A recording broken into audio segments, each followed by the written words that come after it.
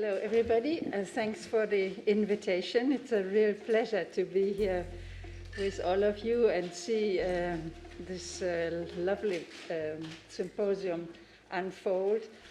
As of my long involvement with FishBase, I've more than once scratched my head, now with short hair, how to reach into new user groups for FishBase. In fact, the symposium here already gives a partial answer, because it is so lovely to see that there are a lot of entries in the program from aquaria and public institutions that have educational mandates and are active in various ways.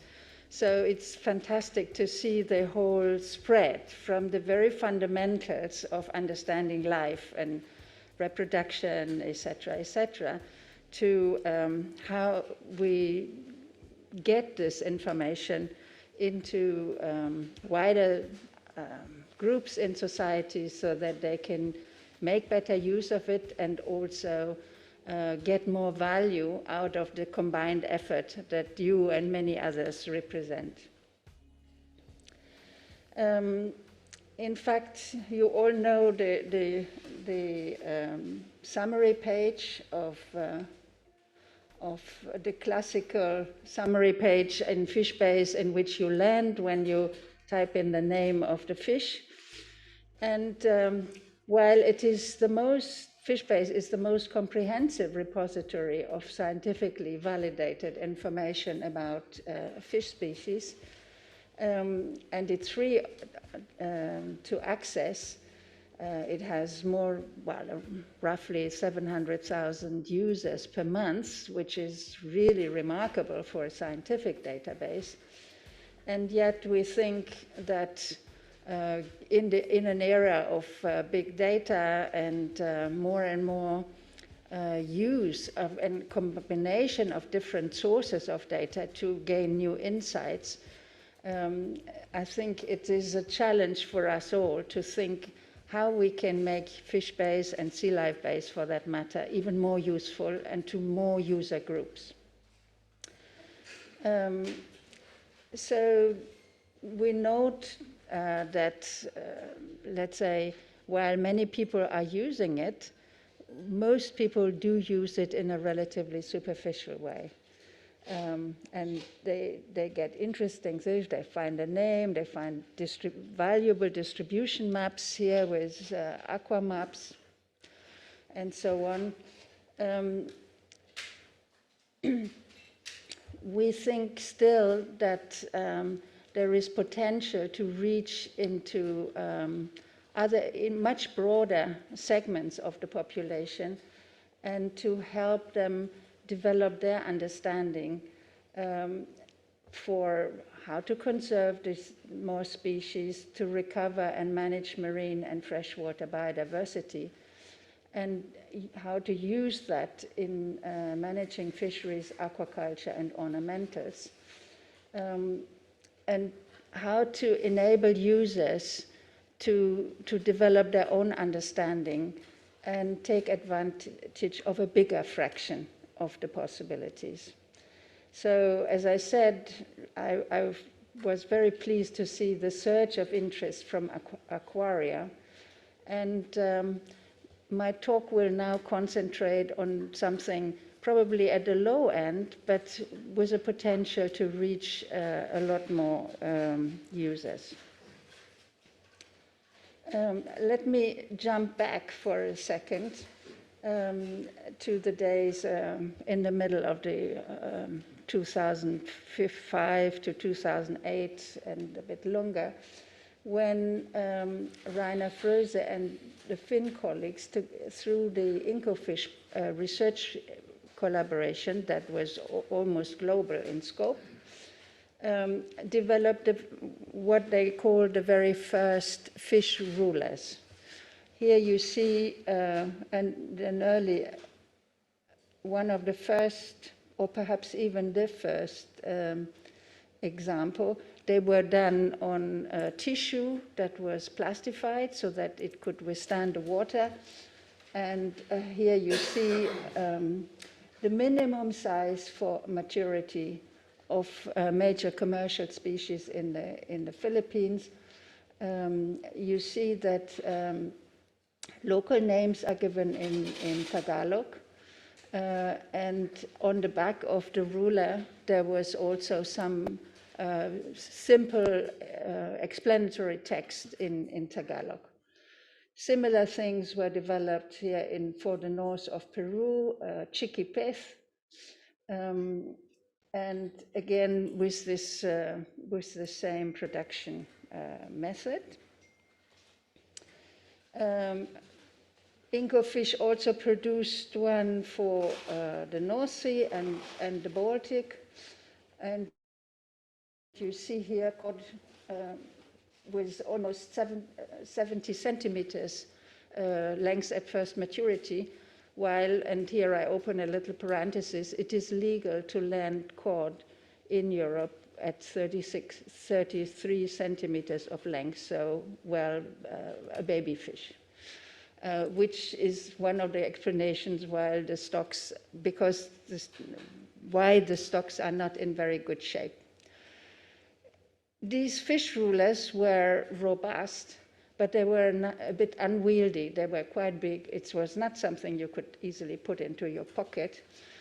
So the Consumer Protection Agency in Hamburg developed a slick further development with a fancy little box and distributed really tons of them. And we have used many of those in public outreach activities, not only in Germany, in other northern, around the North Sea and the Baltic.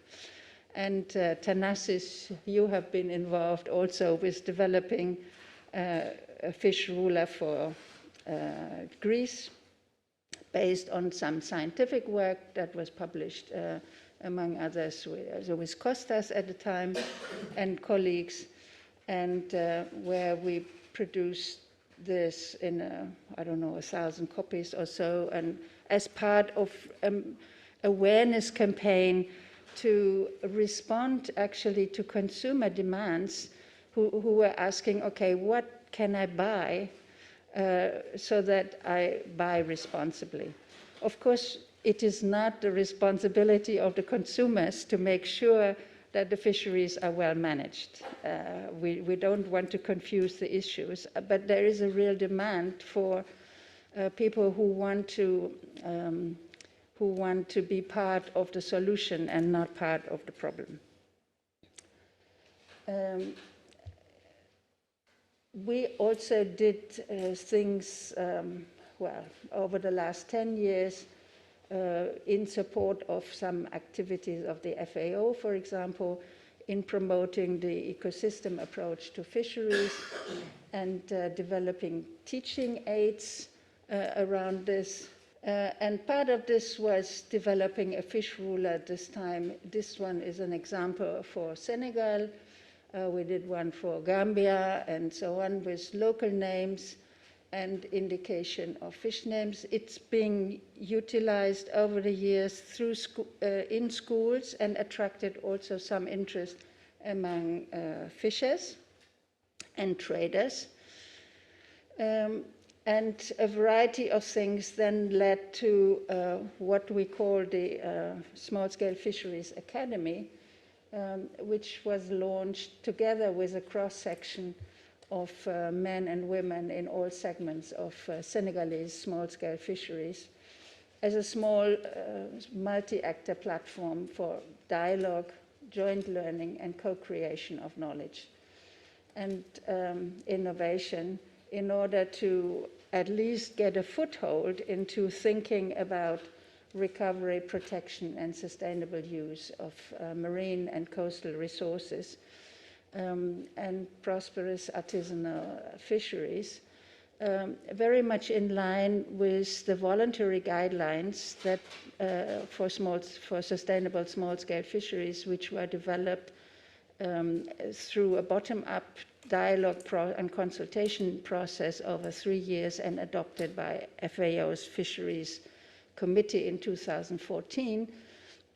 But as we have already heard from previous speakers, we keep struggling, and to some extent more and more, with the gap between the principles and the rules we set for ourselves, and we agree after lengthy negotiations. Think of the Sustainable Development Goals that were adopted in 2015, or these very guidelines for small-scale fisheries, yet the implementation remains to be a challenge because there are contrary interests, partial interests. Not everybody has participated, obviously, in those global negotiations. And it's very hard to build compliance around the principles and the rules that have been set up. And as we all know,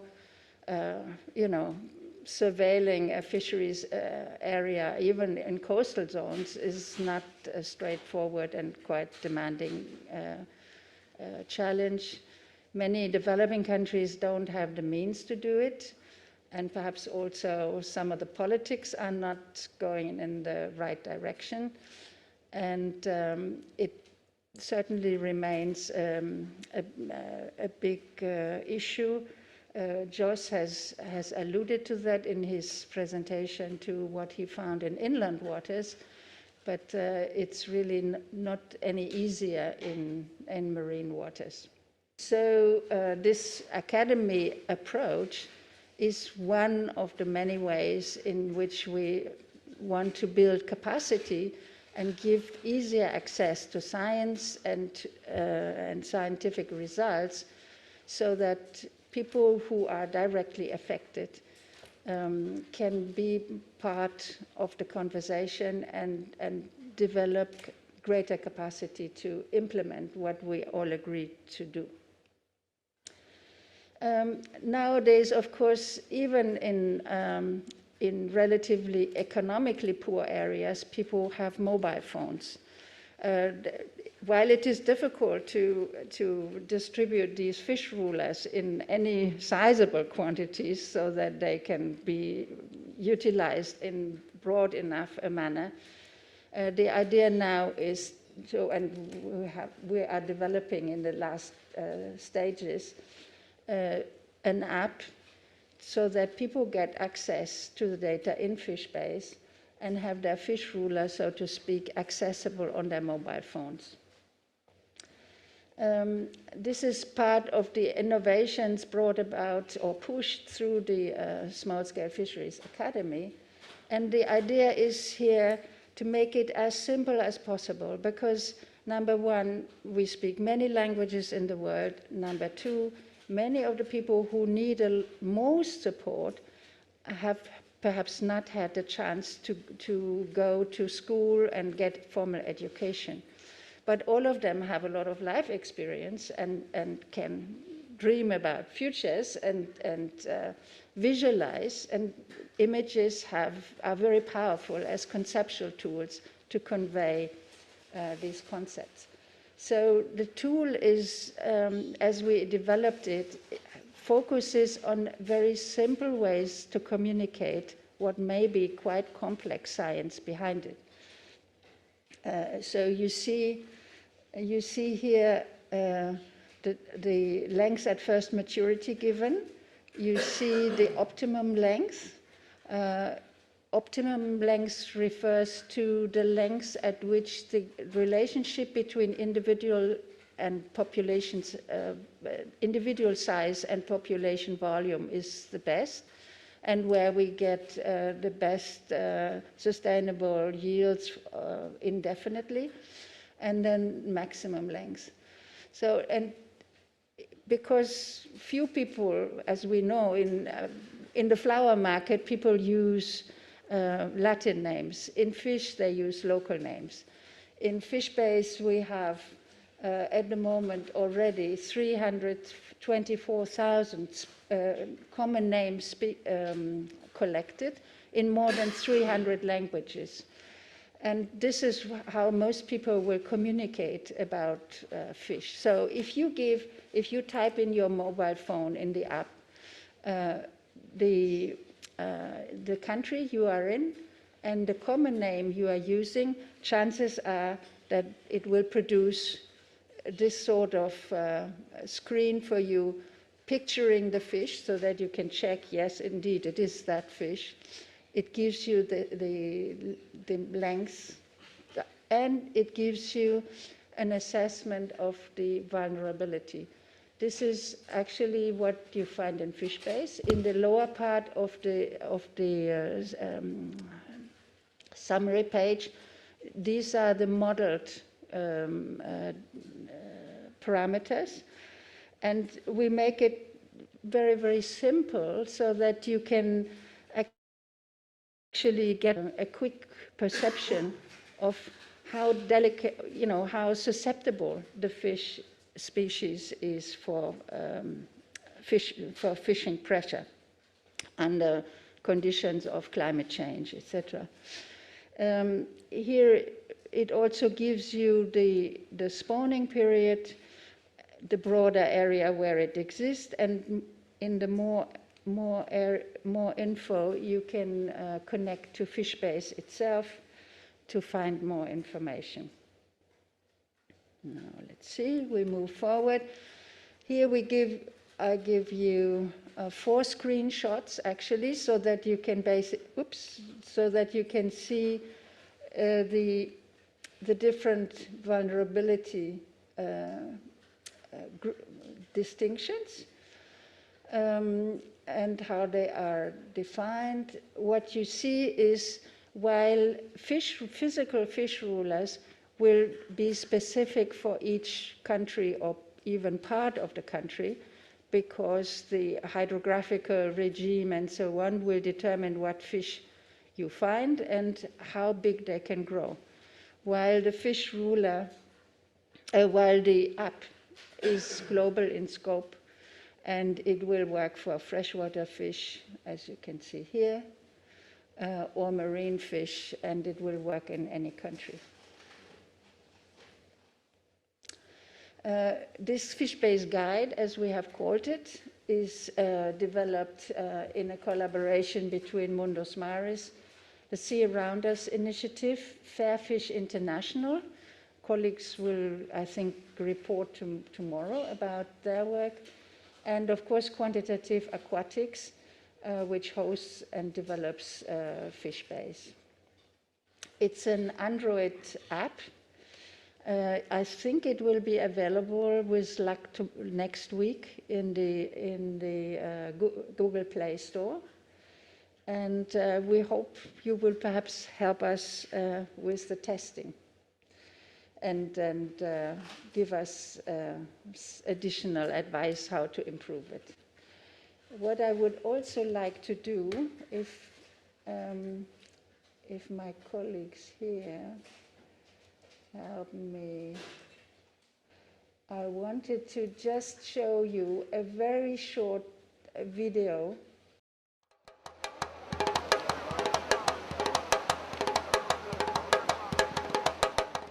Blue justice and responsive governance require the empowerment of men and women in small-scale fisheries for individual and collective action.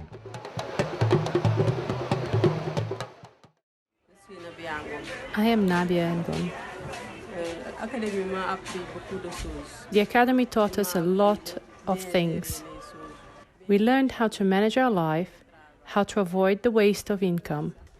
I can say that it has motivated me to work more and look for solutions to increase my income.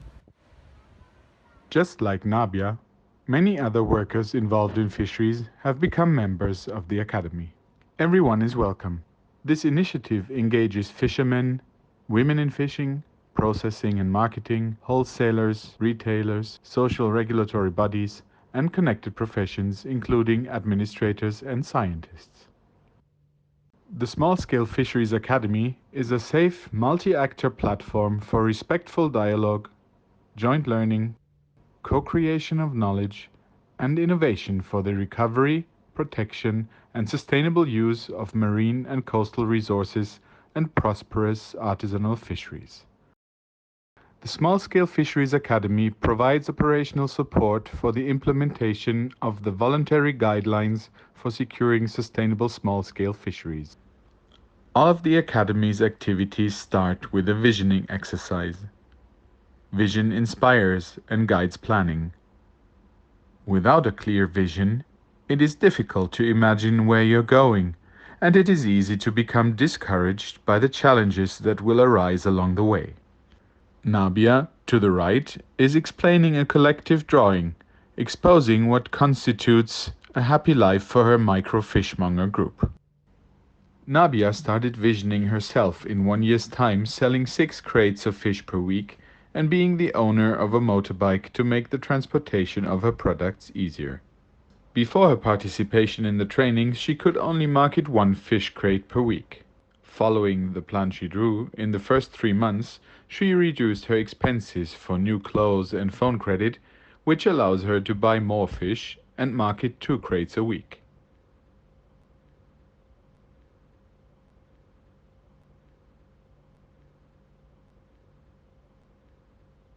While the pandemic caused many challenges, she has been able to carry on with her business, opting to diversify her products, now including dried fish. After 1 year, she has been able to use some of her profit to improve her house's rooftop. The inclusive visual exercises support the exploration of individual and collective pathways for change. Recognizing their knowledge and experiences, the process brings to light taboo topics and enables the identification of opportunities for improvement of life and working conditions. It promotes catalyzing energies for tangible changes towards gender and social blue justice. The Academy promotes respectful dialogue between different actors in the value chain in small-scale fisheries. We learned a lot of things at the Academy. We hope, by the grace of God, to make use of it to the benefit of our families. Inshallah.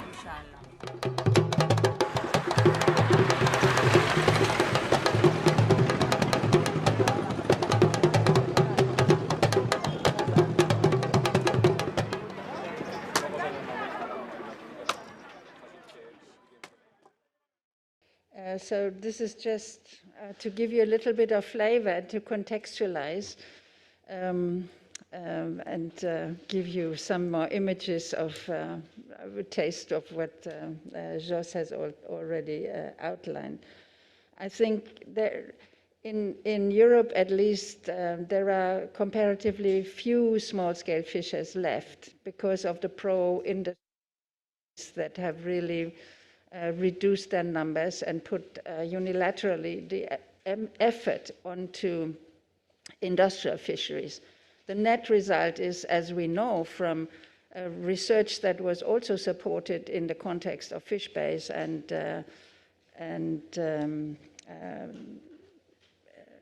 studies in Europe with Thanasis and Reiner and others, we could actually catch sustainably a lot more fish than we do because we are not managing the fisheries wisely. We catch too many juvenile fish and don't have enough adults in the water that produce maximum sustainable yield. Now, if we want to draw more people into the fold of asking for sustainable management and recovery of the resources so that we can have healthy seas and resist better climate change and other challenges, I think it's very important to reach out to new publics so that the power of the science that is now available becomes accessible in easy ways and, gradually, step by step, we improve the chance, or let's say we force that different types of decisions are made, that we try alternatives, because not, let's say, one solution a solution in one place will not necessarily work entirely in another one. So we need the spaces for trying out different things and for enabling people to be part of that search for a solution and the enactment of the commitments that we have all made and close the implementation gap. Thank you for your attention.